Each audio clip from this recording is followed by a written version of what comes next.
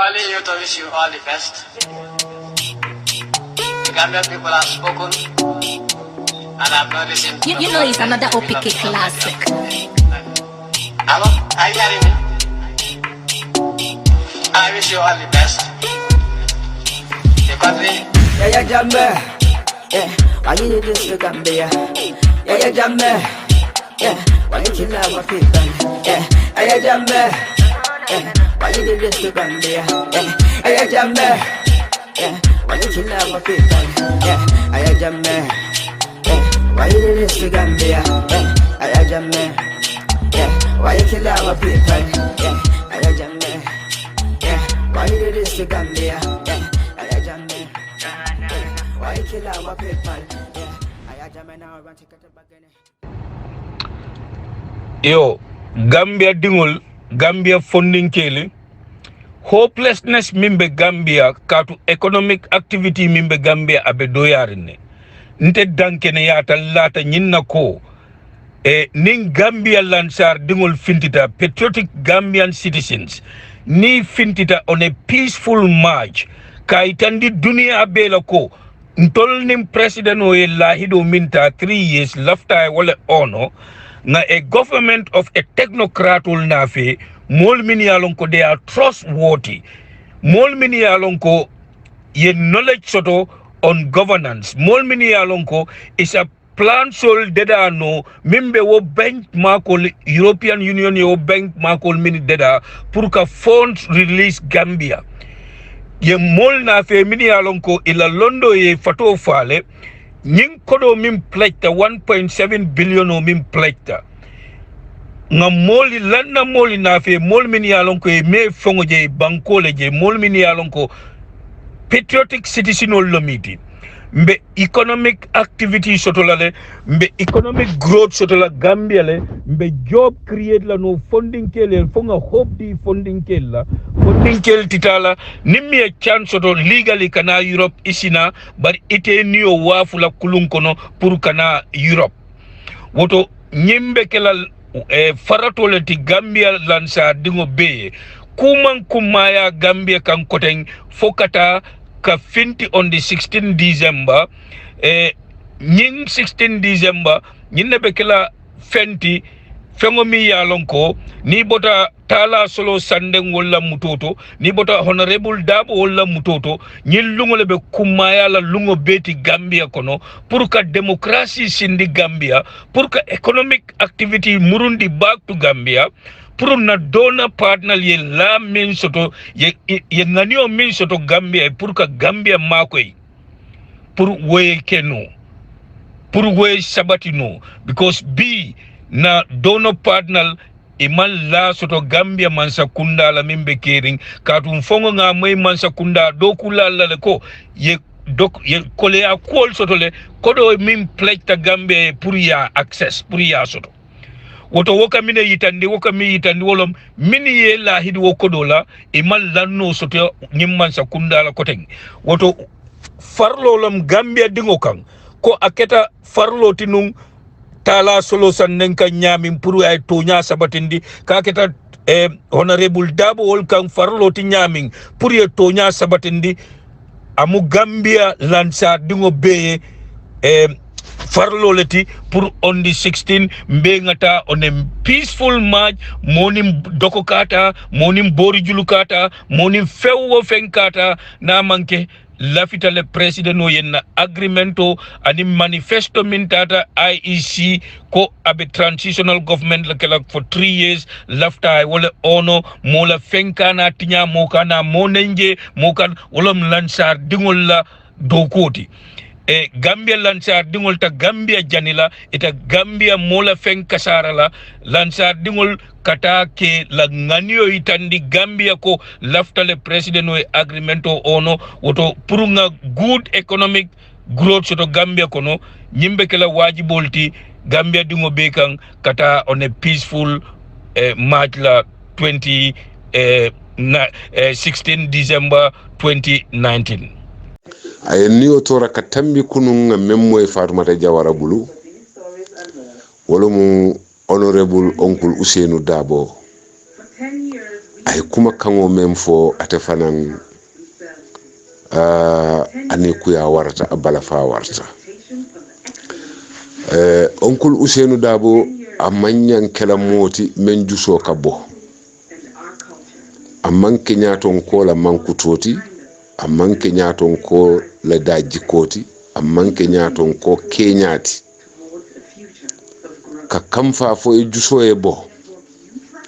fente fokkumo men fota itema ha o kija faro wartale parce que onkul Darboe be minni kam biitilo la Gambia jang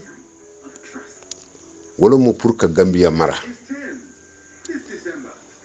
mara la dum ni imanke moti me yalon ko ike juso nyabu ika munya isi pare nyin kamma ko ku kolengol bebe fayle kanne ye fam parandi wo kamma fo nyin kuma sifa ni wo ke juso bo woto bi taman sero mu menti nin ayatara nun ko onkul Ousainou Darboe mo Gambia president oti atelo mo commander in chief of the Gambia Armed Forces polisol bebe dankun kan atelela paral bebe dankun kan atelela services bebe dankun kan atela bi ay nyin kam famen keten bi den nun tiñaari babe kala banko kan wala yen te kijo fara wala yen silang wala yen dew kaatu ñaaton kaya aba ñinin kanne alale yalo memba sotola ani menta sotola andu momo lota ko ata sotola ibe ni dia kumole fo kan kaatu inin ala mafu ala be men kala alale wolo bari nak ni ala tata ke aketa ñaaton koti banko kan jang ha obe dangerous la bakele ni ayatara nin sifa lum atiti ntulo ya moya ko siyaka jata akuma te badi ngolet nin ayatara woyate ni okuyandi teng akoto siyaka e pare siyaka e femfenno pour kate onkul Ousainou tinya ayake ako barate paretale afana e femfenno pour kate siyaka tinya afana mbe o kalale onkul wo kumo sembo wartale wala kendin ko ni atara bi woto itelum commander in chief of the Gambia Armed Forces bi den nun ku jawbasi la fikala nyim banko kan bari fonsi muru bak na history na sata mune ya kendin onkul Ousainou mafo ala politiko katu momonding itele la furundingo jani nyalong bari ala politiki nya akaba kuyata silande akaba kuyata ndolu doyin ko sita janne nga UDP ko lu moy ko Halifa Sallah manke muslimoti Abu Kasali ntol be nga moy janne nga moy UDP ko la ko Halifa Sallah mam muso soto yo be fo janne nyim foru mol kono bari ntol doyin kol nga consumle nga landi karala Halifa Sallah yo moy ama muta fewo fenti bele nyaaye woji jang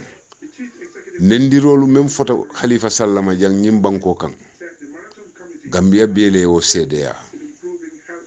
kuma jawol nim fere jawol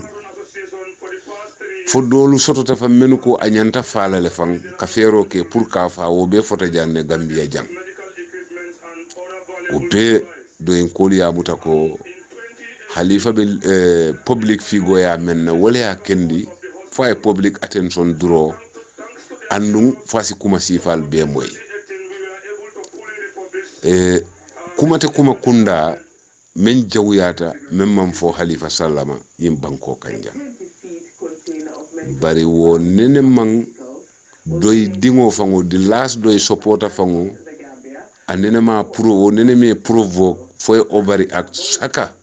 ila nyaton ko men boko Halifa woto onkul Usenu fanan ajanta juso nyabulale aya lonko amu nyaton koleti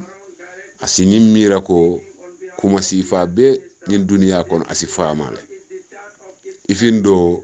ntenga itandi ko amanyam fola, but that would not make it impossible pour modol ta fola bare atale nyanta fan comport la aya lonko amu public figoleti aya lonko abe public attention durolale asa lonko kuma sifa be asa moyenole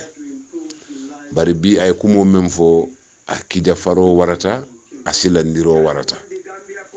bari mbina murla nan sainteng na story demanding sata mune yem futandi mbeda men bi jumale responsible tan nanyim problem wala pour nga katia wala aman danje ako agreement o men keta aketa between few citizens le banku din dantan ne sita yo agreement o ke ako the constitution is supreme ate onkul dabole yenyim fo 3 years o janjant wala fe eko ministry position o president o te minister tala ka appoint aba nominate lale coalition committee ning sa mari vet ala credentials ala CV ya be jube, if they are satisfied ya approve, ni man satisfied ya reject ya do jube ni membe bayla fanan president wote wulla doron akonga minister kari bay ave recommendation o kala kon lafta kari bondi lale ala dalilo nati o coalition committee, the committee on good governance, because your committee fango settle already o jelo munum wo chairman oti the committee on good governance wolle nyanta o fanan jubela ni atara mérite bije pour wo marié bay isi song bari ni ma mérite dia kono they can reject ko president ote wo baynola wolo munum plus a host of other things men yalon ko abemu democratic principles leti e ko patioli si kawo sign onkul dabo ko atela UDP te o sign na akala dalilo mumuneti ako president wala sembo wo nyanta tula bulule to hire and fire should be left with the president atete kala party ti membe o sembo kaito sign na membe president wala sembo busi labulu ate onkul dabo le nyimfo coalition MOU manna sign a janjanta President Barrow welded all the executive powers a bulokono, and you can see Molka Damen complain doing Kolumang ministry position ta aliye daliloje. This is one factor, because say ni kumu ni menketa minister ibetarala at the mercy of the president na diate treje na diata ya boje, which was not the agreement. But abe sunta onkul dabola balangola because ikafome MOU hani almumo tanneti ni konontobe ya sign ni mo klima sign den abuka valid kotek wala kendi ni manne fam batandi because ni ya sign dabo ma sign den amam valid. So sembo be tarta baro bulu iko ngata national assembly election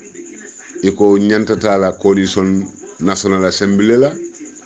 onkul dabo ko atewo fanan kela atela parti obe lola fayele UDP saying alota UDP president Barrow fana e Gambia jamfa wolto ka kodo di UDP candidate wala ka campaign o ke UDP député candidate oli UDP came up with 31 seats. So onkul dabo ay natana opportunity soto kake banko nyin drive vote Barrow keta president just as a statue, but Dabo was a president in disguise. Mendiata wala kaki. So gine kuo keta but keba fulo nyimbe nyonene kanenu Barrow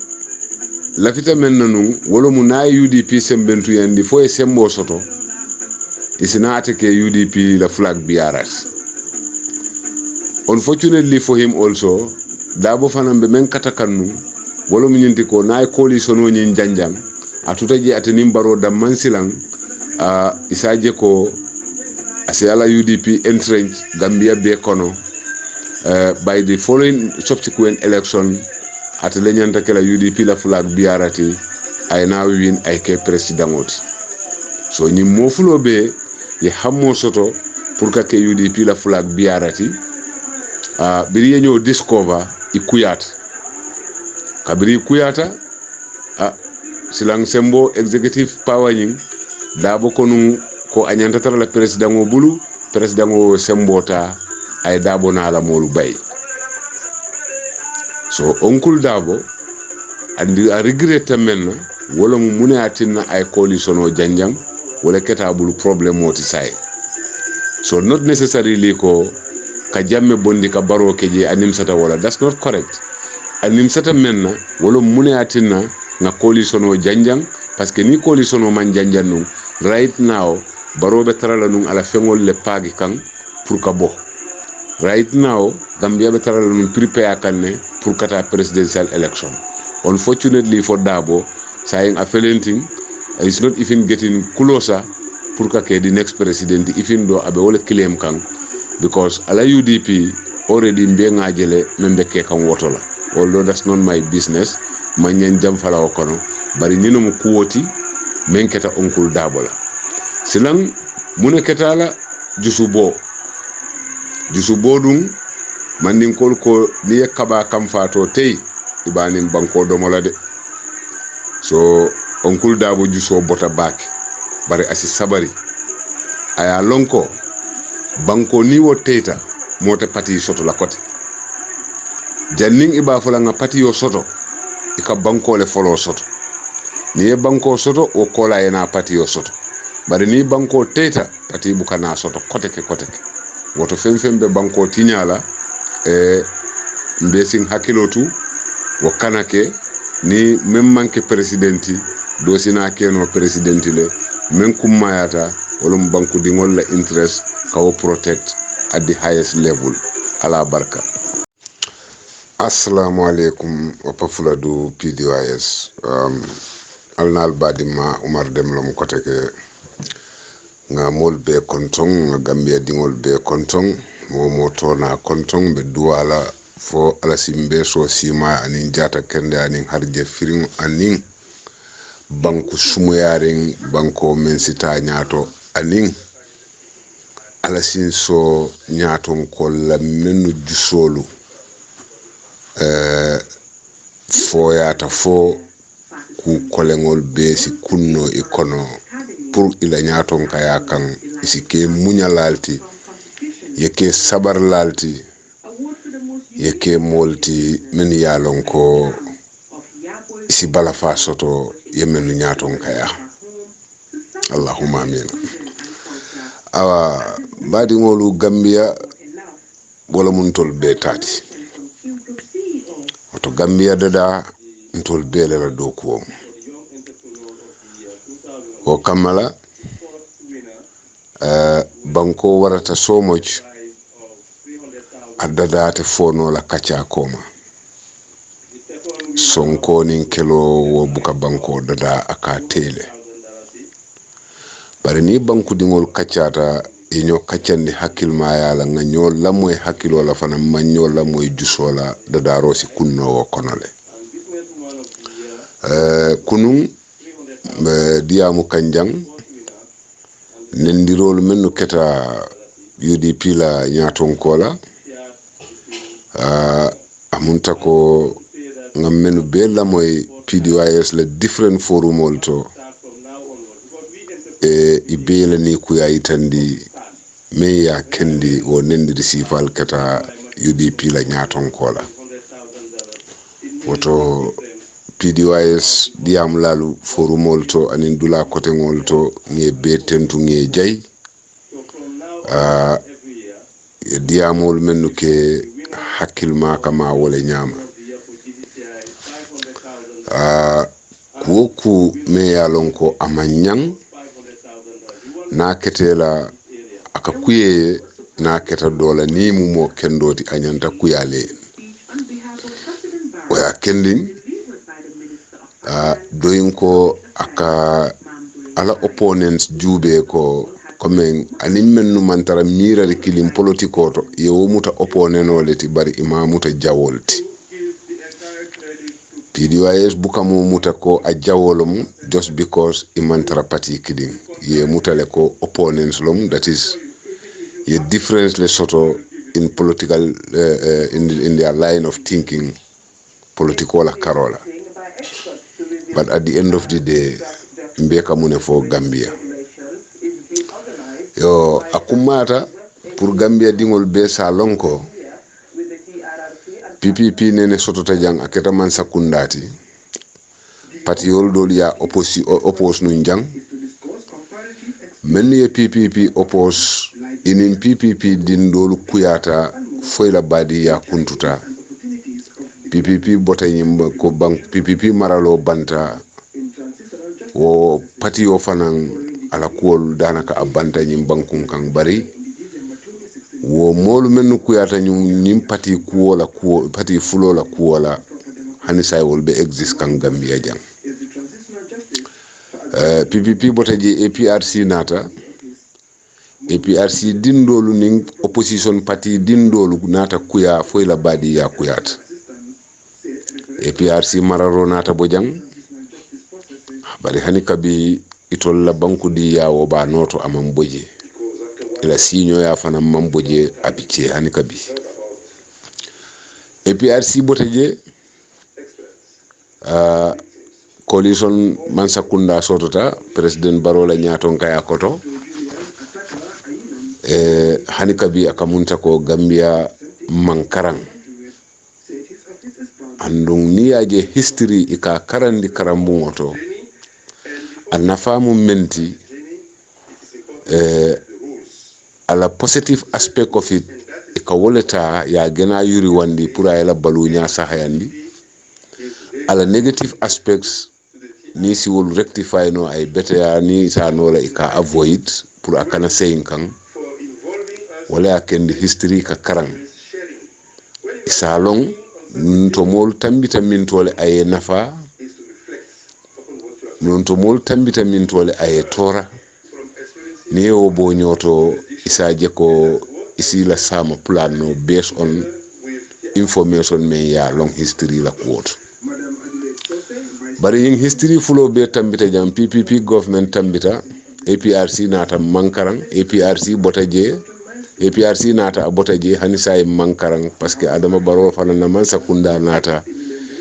the same old thing ala fitakela nyim banko kan kotek ñendo nak di kacha abe nyanta jam fala demanding pour mol si fahamu ya basoto ko membe tamakan ani mine nyanta kel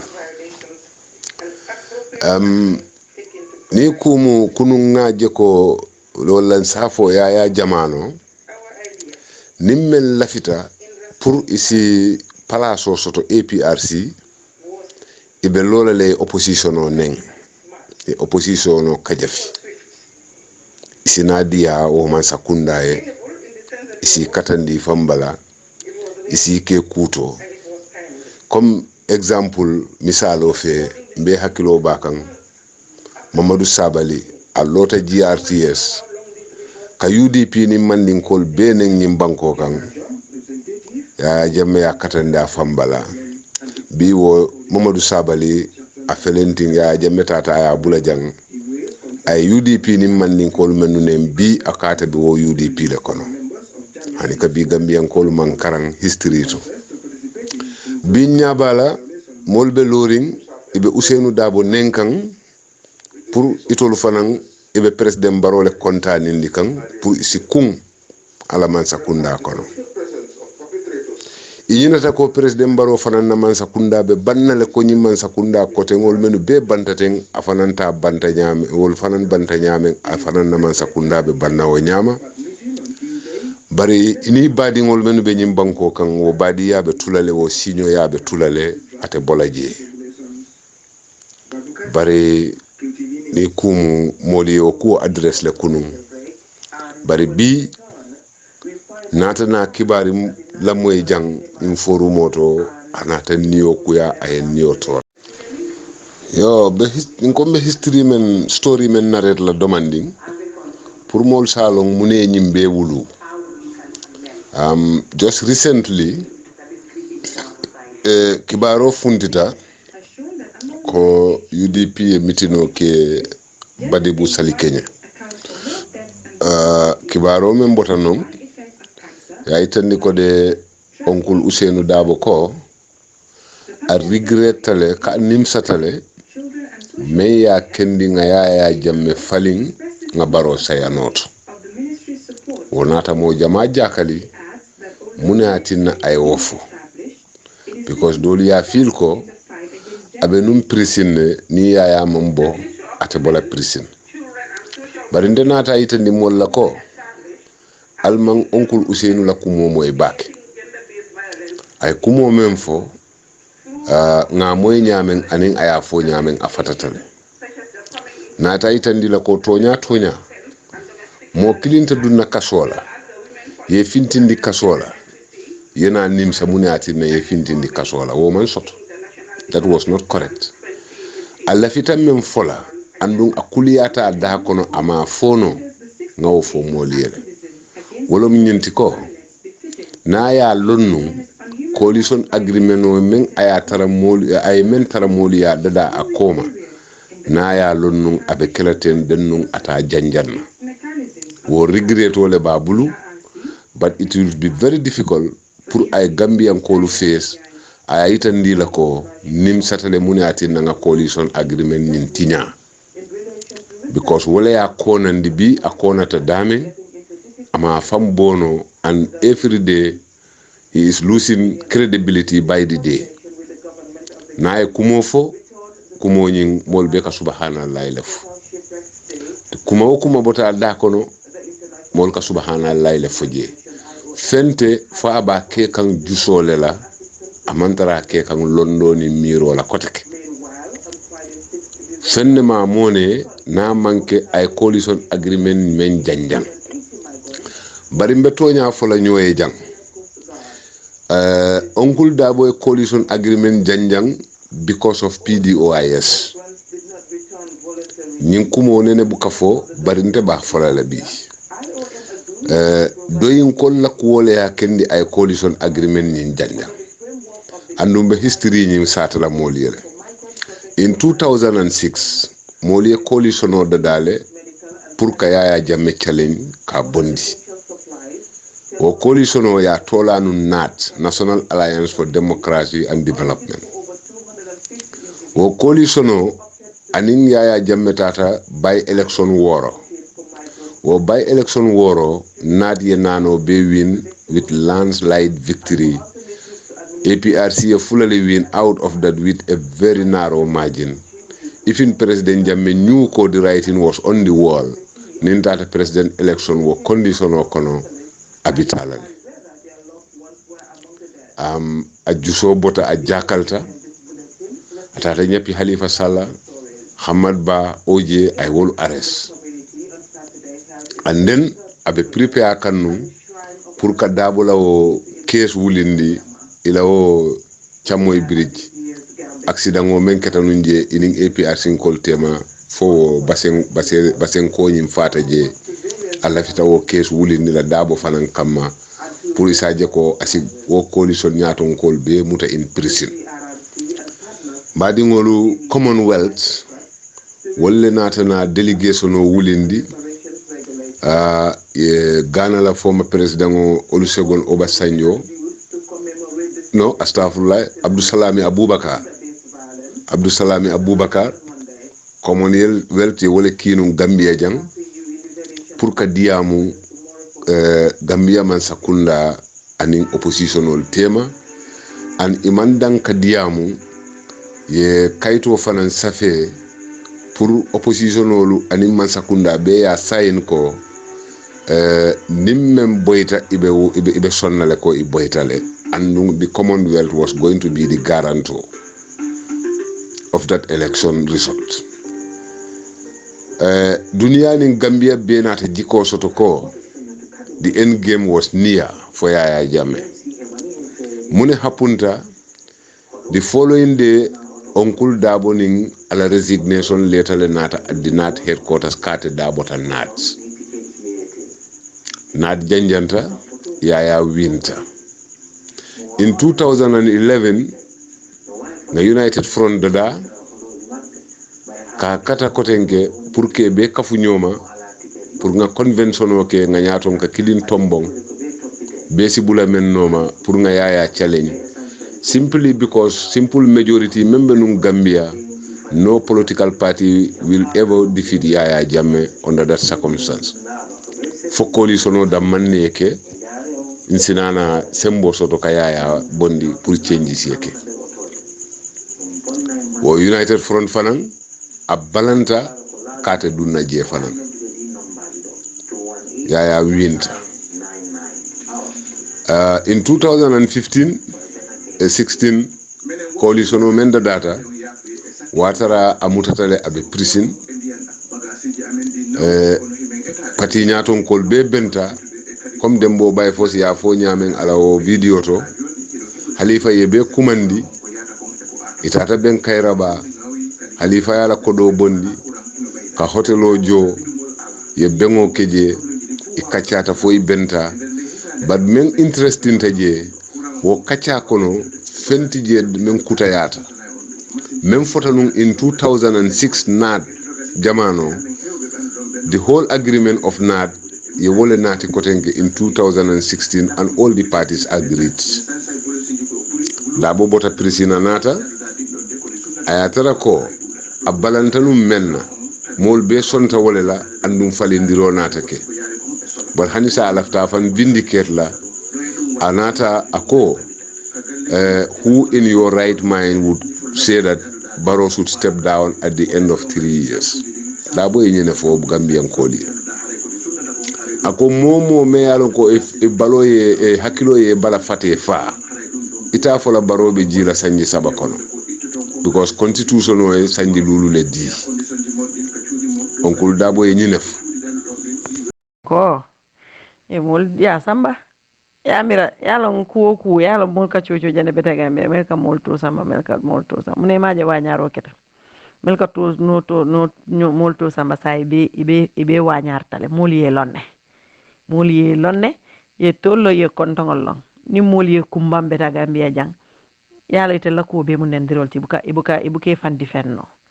so ni ijiso kandita e kosdum asura ka fa sol kos bo hagologi rek e tota ya di ila molla ye samba ila nendir furmol duy fangol be nendir furmol to de ka different numbers le use wo nendir furmol to so isaje isi se samba je pour yete nen gali ye nen kango moy je iji soy sumi ya bari to te hanila ke nen hanni dolo min ite hanila ke nen ngoy nyama may man nyamati budo ma yenen bari ba be di la molla le yenen no man mol man ke wala sain nendiro mo bele wono non man ke wala nde man ke wala en samba je nziki bulu luntan ti manan ko se ko le bulo ko yalla sura ka fa mi labulanta mbota bu de ci loxo tan fa nga strategy dole samba ni endundi groupe ko no curuk nene bu kam bondino je wani jam fam baka dakar jaaje problème o so be tagambe jang mo nene bu kante bondino be tagambe ala trala jibe ate wokla lungolun safo assalamu alaikum ni mamborinde borla nduti waray so dawduma daw mbake la ñoy wolti hay murna ko lenko wan sagin okay ala kuma kan lobe je ngamo ya ka fuko hanato non comme like no manke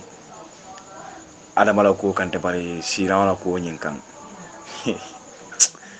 Allahu akbar ala mamma nyana bunyala siron nyanda bunyala jimal ba siran kono because siran ken son buka morul siran ken son buka mo doku ke no banko kan siran ken son buka yamaro di no molla membe siran kono wala ka yamaro di molla so membe siran kono mon nyanto lo horomo la ya bunya adama baro akuyata me adiata me ila alfalam isonde man so ila alfalam atamala alfa bunya dinun ba atala alfa bunya no nyaade because afaro do da baro la janga ya nen adiata nyamen ya adam baro bana janne fem mam fo ha ya adam baro la mol be bana janne fem mam fo e bebe dere andu mol men ke bana tel usen da bat lobo mol la le ando mol nyin bala di ala solo kon ali fa be so kon le korol be wandi mol bana ne nyaabe tilin dale mam bandiro wala ne ne jo ite ko ite dimina ayta dimi nyamem fo ya fo men ya mol dimi wonya awol dimi wala nya ay dimi nyama ay dimi wala nya babu ka falim bala na burola babu ka falim bala andu su mete neng fal ma jawra me neng ay même fo ni bu kaake ali day al kan tan nyin dola min na men na ko la tan di sant ya to nyanam e kane tel la ko la ite ni fal ma jawra bata men ke te no him fal ma jawra bata te nyame no him abata banko ya bata UDP because on ya abata UDP because of you so ite mom fal ma jawra tentino ma jayino fo kuma kanka bota da ko ne ka fa ala be kiti hotel nim farma la jawra tema ala kiti hotel nim farma la jawra meta danka ite da farma la jawra da haniya danka ta mutala bus ala fa ala ko farma la jawra jihade te ko la nyami dunya be ala ko farma la jawra ji fenkete te ko la nyami farma la jawra bada men takin selo ko jeti la mol la kana na lo jang e ko understand ka be fa jang an yobo ko yara be fula ma be deri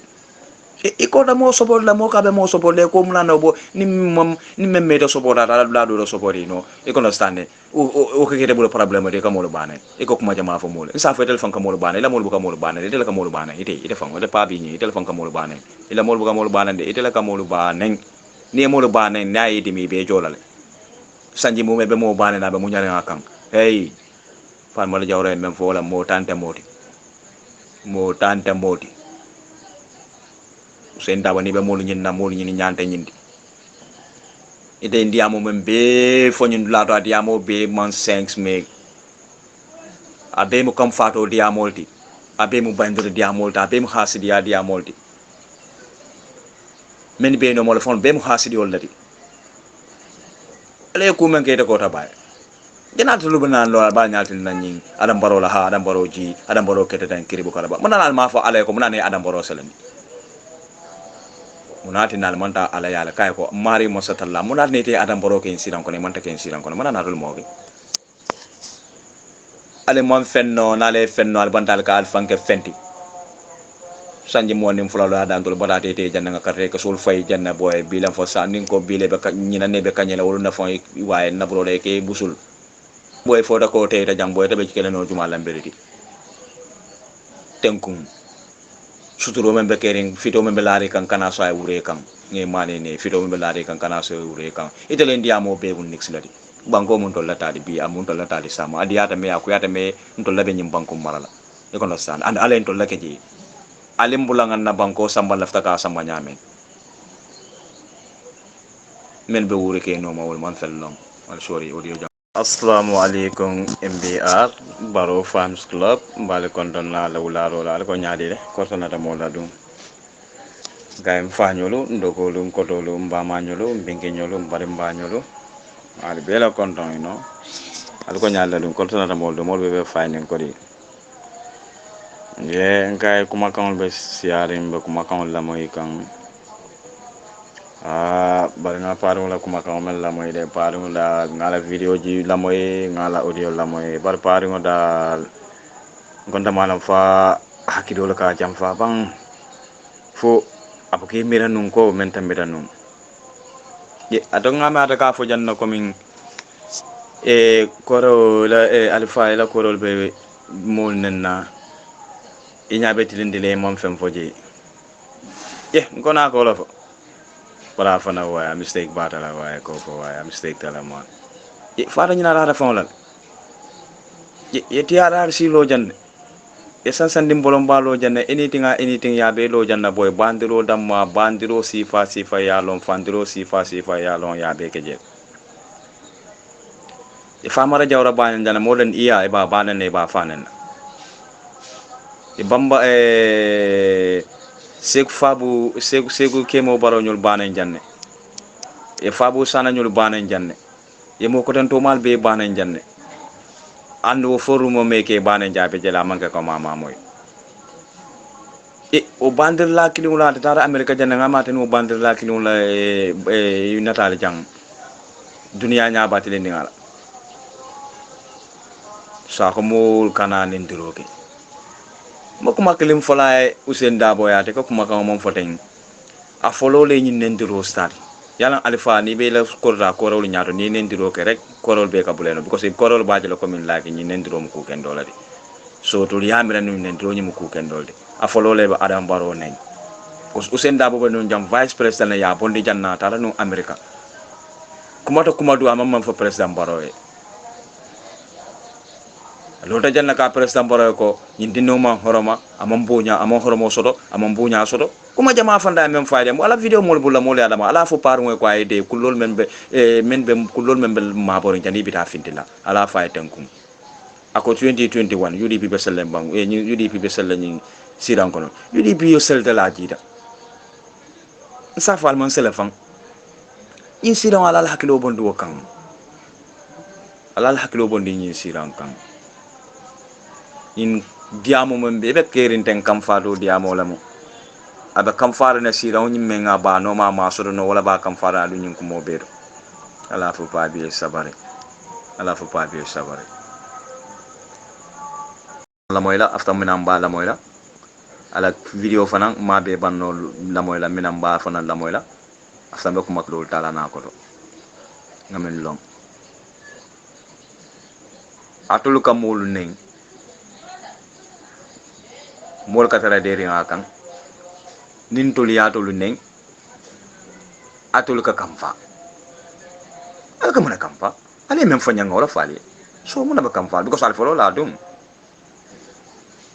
ale ko mo be fo ma janna be ko be fola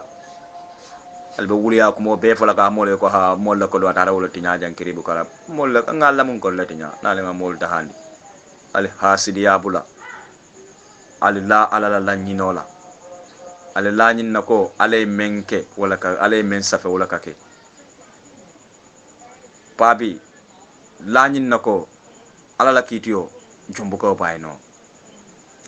ide fo yalon ko ni ala ma satallate ma sanji mo ni fulale te boy ite munake no ye munake nyai yi kene no jam masati min dol ni hadamadu laka hadamadu anyo hadamadu ka masatu la da be banda ke masati juna war hadamadu buka anyo hadamadu ke no masati mario masatallati lo ba adama baro bala a tiyolo wuta ke adama boro bala kay ke mansati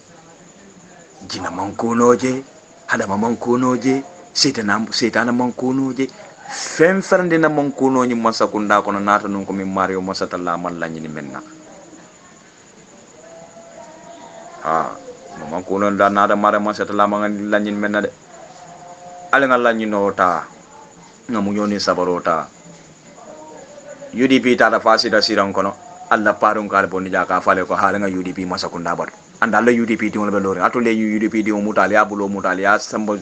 la be tali atani mollo ko nyon tinken do te keri so bi atol kana na mural ka fo ko nyimu den koron atol la mu den koron de maga den koron de nyimu dinken dolde banko la duwa même fo abe bamburu wala koma anda bambula ko mala biya bambula ko mala sama mbita wala five years ni me abatu no yabatu ni me mabatu no le mengale yak anu nale mala hakilo to nyin triye so mala ka akarabu karabal dala ten momo yake ikumbulu kesa wulankan nto la banko nto mal sula fitina laki nto lafta banko na kairo banko na banko kan kairo la al tonto la banko tinyala nto bulon to fuaro la mon to mom fen so to be nyin ndiro la atol do ya so to la bala kono alla family be okering nto la family ma okay nto ba ta la pour na family le okay nyame atol kana na falbe masi bo kul sama na molu kanjang hey nonsense al mol dahandi almol dahandi hasidi yala almol dahandi nafiki yala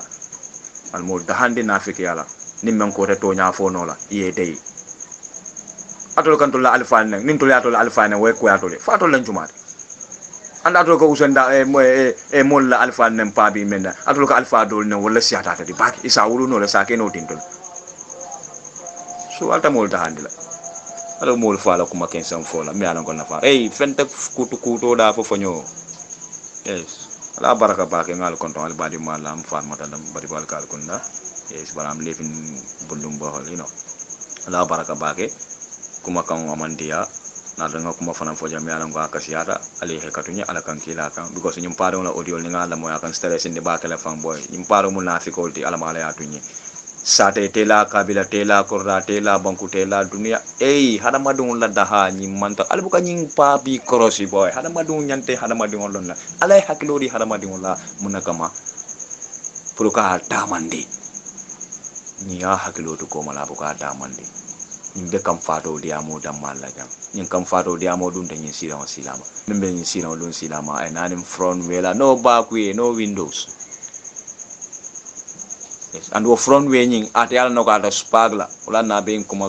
mo be fo kay buka me understand no. Yes, ala baraka baga way audio jam pala he katu nyay no na ni diamo be keri ngadi diamo ko si ala pour ko kumpe no ala baraka baga thank you very much. Okay mo na ko like once again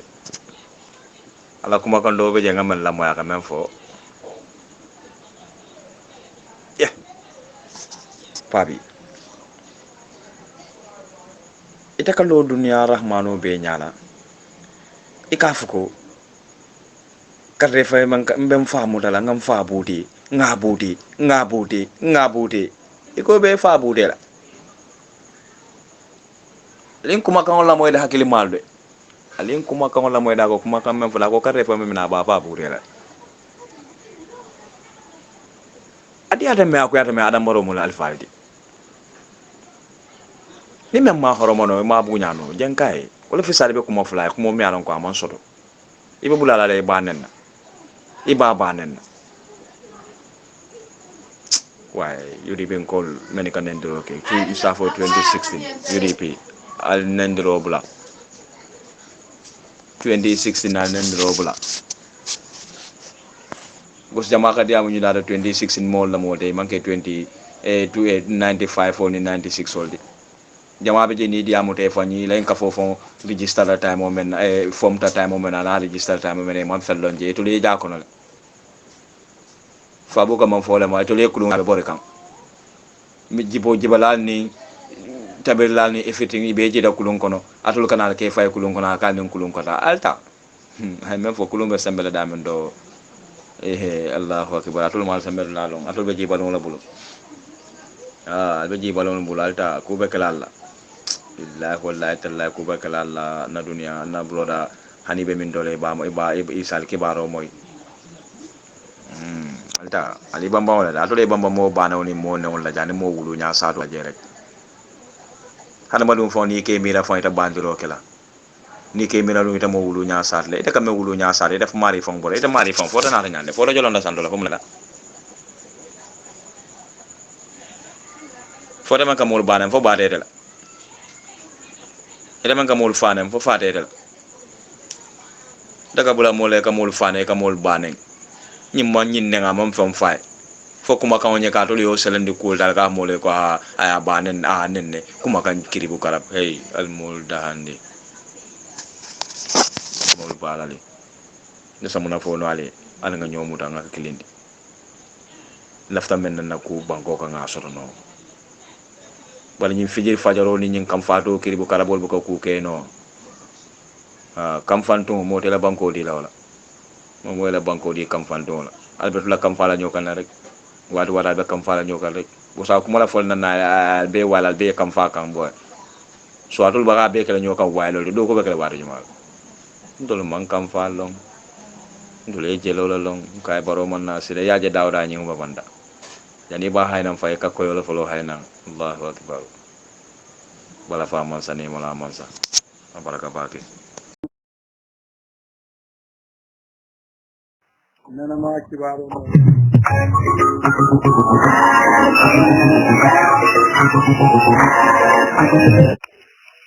ala demo ala nyari abeja kotan ko jamle Allah ko Allah miti le kunu miti le kambole jibe ka ko je fay bande boje lori jana interior ya pameto la pangola go mama foi ko bodo kuliyar pameto soto la time okay hold on chamber hello demo na biso wanda wulda la ranka ngala nyin programme la folo ya de YouTube no ya senna forum mo nyina do okay you are right so mbaji be kan yelo do ko je na mo fe to nyalam yalo me very tough meeting na soto yeah but now we are succeed Well, I'm there because ito lafta men ne man pare pameto dila e ko puru ka dialogue ada maro nyamata ako puru ka dialogue ito ko malak dialogue la yes sai ito ko dialogue bete atele because of isula tan na menna ni ya long wati sol ko hani isula tan menna wobina after na pameto kola yes so ina tana foko sani inde pameto sotla dalilo men nan bita wala meeting wala so sai dalo ko mo tiji so yara wato mo ya ministerial program kama minister lulu ani ina director IDC belem to cabinet belem so biriya dialogue ko ma ko man ko sijam Sidan wala pameto kote ale wala poni. O de security reason bankola ko tolla be den mem bankola malla fa banko tinya. Hari ni na ka fa control mu problem ne kalle. Wala nan kale pameto dinna. Na ta manka nim problem ne kalle da fala le pameto di. No. Nim fitno le be singila. Bar sai na nyanto le mu. Duwale mu ko fa na nyanta na banko di yayi tandilal. No, when they are 5 o'clock, 7 o'clock, Uraru. Yes, journalists are involved. Many hours of closed door meeting. Billahi, Haniman journalists from Allah. Yamire Ben Kulitanale. You know, Planoti. Purikal corruptly. Purkam corrupting Nabakau. But in Masono. Finally, Inspector General of Police, Ani Interior, William Fasabat, and Ibrahim Asilla. Ibrahim Asilla Manna directly, but system I can go. All these people are fed up to be Barrow government. And in fact, Defense Minister. Defense Minister. Where for the complaint, I'm Ako, Adama Barrow, the man, Ako, Tonya, Bakudum, many exchange. Niko, ye wuli. Ako, Natalama, Adala Bakasul Padla in the state house of by the Fama Wolofo. By the Fama Wolof. You see, so, time I'm laughing Menna. Yoga, so not a put and pulling of control, not doing, then your name apply. Through Westfield. If I'm not done. Guru nyin kama ko wafanan daniro kon lan kaje ko security control keno nyame ka to ko ninga ke Westfield to Banjul ngo crowd to nyin police to Gambia bul member control la du man la ko jarol la to kono yo bina jala democrat ya je ko definitely kumol men be ka control man ka o mot tani dialogue sina after na demonstration ko la ta president on message long dia kuya president be dia mulale member to ani Mexicano janni ba fala kon na second demonstration so natna ko sai member je wala mo be nyomo la wala na ngala command dialogue la bare nin dialogue man ka kamanta komen ko fitno nyomo do kale ala la so wala mo inte komen ko aliye be nyom apply pour we to Banjul kon state house bunda sa la tanga wala kap nyoma aliya nga tenten aliya dojolo ni ngaben banko la security ground bayre nganyer bi ala ko banko bele ba al koma adun ko fanam bo banko la kan dimbal bo banko la kon adun alla nyanton tatinya nola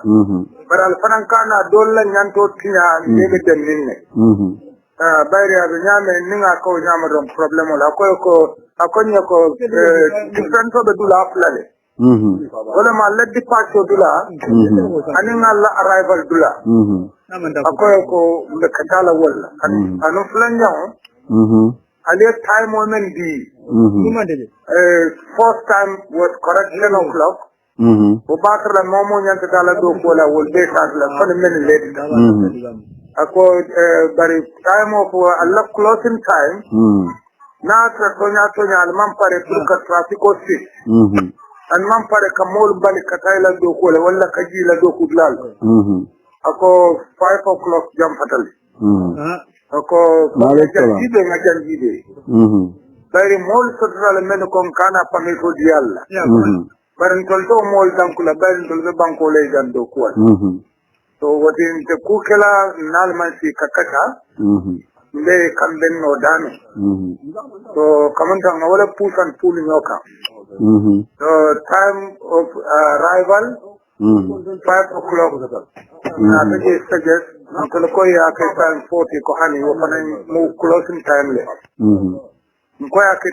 3 ko fanan be closing time le kono sai to ko ba kala wantin ko fanan ko en tawtala so wala mo na ta be 2 o'clock From 10 o'clock to 2 o'clock. from 10 o'clock to 2 o'clock kam match katan na petition o danda petition o nyum fanan be receive la from the press by the president anung president ni hanna pang manna but the more delegate la me along ko obina on behalf of him I na petition on you. petition o collect from Saro Saro police kana tandu wotola right nin tamita Saro la kawyol le be sotlan kono men the violence create la and Banjul is a city and ibna nin cross o kata jela do motuna mo control no la gatala tinyaro le woti kamen be from wala bitalo la so natna nyomo ije fanala so departure time Westfield fanam natna fanya ko Westfield fanam mo inside the city le bayna lafta crowd le yeyita dunyala crowd sita damen be agri wotola bari molla baka so business centalu san sero lo ninga aliye kol dato to mo kawyol bejele me alon ko si yole ye kuke mol mambo akalama adi o be dol sol fayal situation bina taylal bina skatar le lafta kairo men nantina so do nola and actually the responsibility in Tal. So na bondi Westfield and na ke sitting corner Johnson break wall la udla. Kabo break wall la Johnson auto. Kata po comment just one now break wall Johnson auto. Sitting corner. Kata po Saro. Because they mun na yard le. Okay. Very left the state house le. But in Kumbeta directly Banjul, it has situation of control no. So international for the intelligence person secretary no minister kono ako mo discreetly tole and the two more allow. Gambia has national security, police and army and others. According to the fancy provide all. We can have a watch. Okay. Small settlement, many big small cross like Kamoli GB. Can link with the other security. But until the fancy security tunnel can inform that is going to be like a rebellion. Kaya ko yes, so saying to na watch al sa dola many basic yes na watch la. Ni nga je men do kuriya kala control la nga di police ya mani. Donc la crowd sambanya no. So account and benta kan ko wala. Okay. Kain kabo all you to an kada saro. Kada saro exactly skin corner. Okay. Skin corner to Saro. Well, break wall, near break wall. Break wall all you to an after Santerio. After break all you to an last Santerio. Exactly. Okay. Yalo katanjala bori. Yeah, I know because crowd ni na be overcrowded lale. So ka control ado koleala. Even so, NI the director.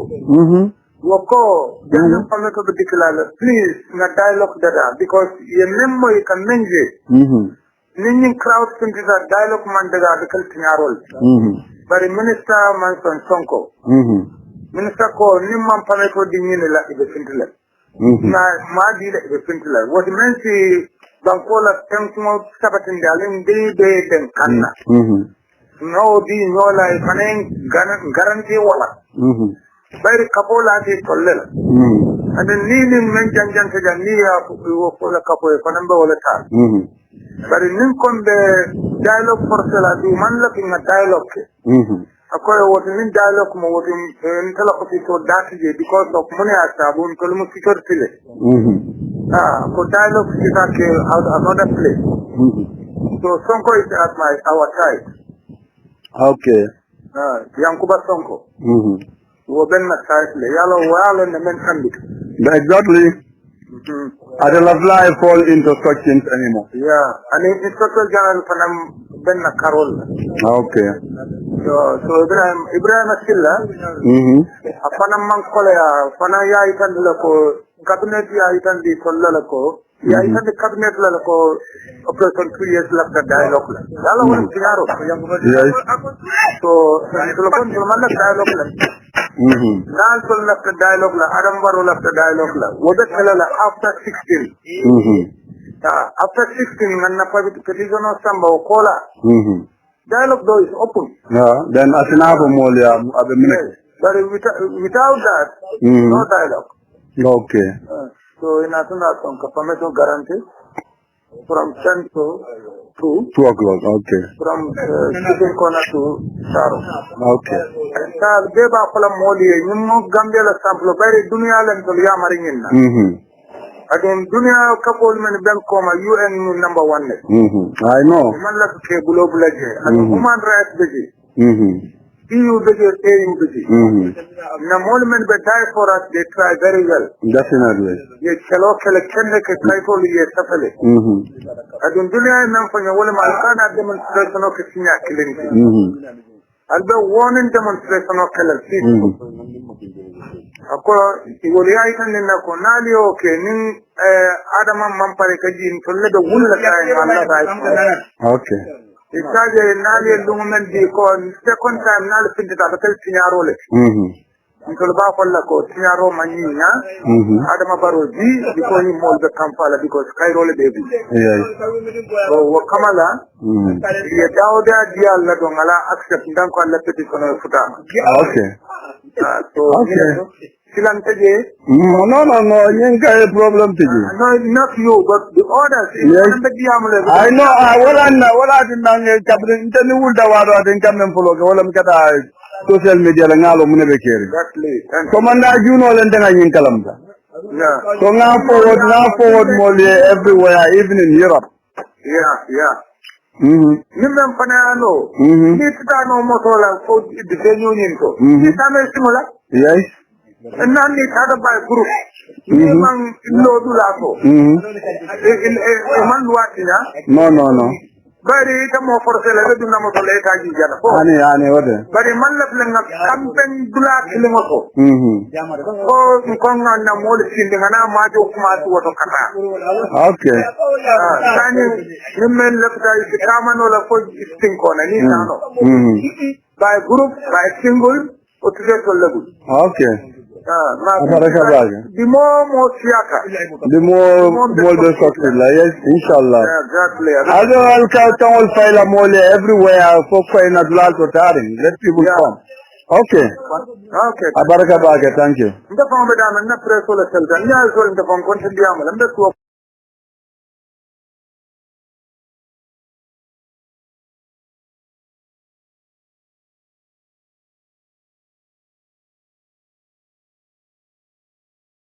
Finally, I wish you all the best. The Gambian people have spoken, and I've not listened. You know it's another OPK classic. Hello? Are you hearing me? I wish you all the best. The country. Yeah, Jambe. Yeah, why you do this to Gambia? Yeah, Jambe. Yeah, why you kill our people? Yeah, Jambe. Yeah, why you do this to Gambia? Yeah, Jambe. Yeah, why you kill our people? Yeah, Jambe. Yeah, why you do this to Gambia? Yeah, Jambe. Yeah, why you kill our people? Yeah, Jambe. Yeah, why you do this to Gambia? Yeah, Jambe. Why you kill our people? Yeah, Jambe now I want to cut it back in.